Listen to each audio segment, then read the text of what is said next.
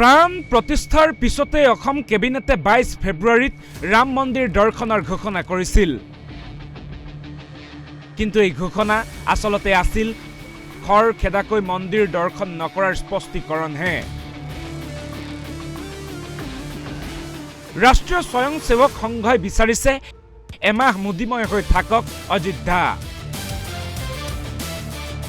RSSৰ এই ব্যাখ্যা অনুসৰি আজি মন্ত্ৰীগণৰ সৈতে বৈঠক অনুষ্ঠিত কৰিলে প্ৰধানমন্ত্ৰীয়ে। সেই অনুসৰি কেন্দ্ৰীয় মন্ত্ৰীসভাৰ গুৰুত্বপূৰ্ণ দপ্তৰৰ মন্ত্ৰীসকলক মাৰ্চ পৰ্যন্ত অযোধ্যা দৰ্শন নকৰাৰ নিৰ্দেশ দিয়া হৈছে। এই সময়ছোৱাত কেৱল অযোধ্যাৰ ৰাম মন্দিৰৰ প্ৰাণ প্ৰতিষ্ঠাতা হিচাপে চৰ্চিত হৈ থাকিব লাগিব প্ৰধানমন্ত্ৰী নৰেন্দ্ৰ মোদীৰ নাম।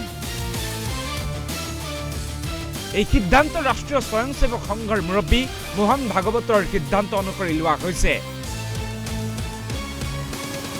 তাৎপৰ্যপূৰ্ণভাৱে প্ৰাণ প্ৰতিষ্ঠাৰ দুদিনৰ পিছতো মন্দিৰ দৰ্শন কৰা নাই গৃহমন্ত্ৰী অমিত শ্বাহে। তদুপৰি ৰাম মন্দিৰ আন্দোলনৰ নেতা ৰাজনাথ সিঙেও মন্দিৰ দৰ্শন কৰা নাই। ইয়াৰ জৰিয়তে স্পষ্ট হৈ পৰিছে RSSৰ ষ্ট্ৰেটেজি। তাৎপৰ্যপূৰ্ণভাৱে শেহতীয়াকৈ অসম চৰকাৰৰ কেবিনেটে 22 ফেব্ৰুৱাৰীত ৰাম মন্দিৰ দৰ্শনৰ সিদ্ধান্ত গ্ৰহণ কৰিছে। এই সিদ্ধান্তৰ জৰিয়তে আসলতে RSSক চৰকাৰে নিশ্চিতি দিব বিচাৰিছে তাৎক্ষণিকভাৱে ভ্ৰমণ নকৰাৰ বিষয়ে।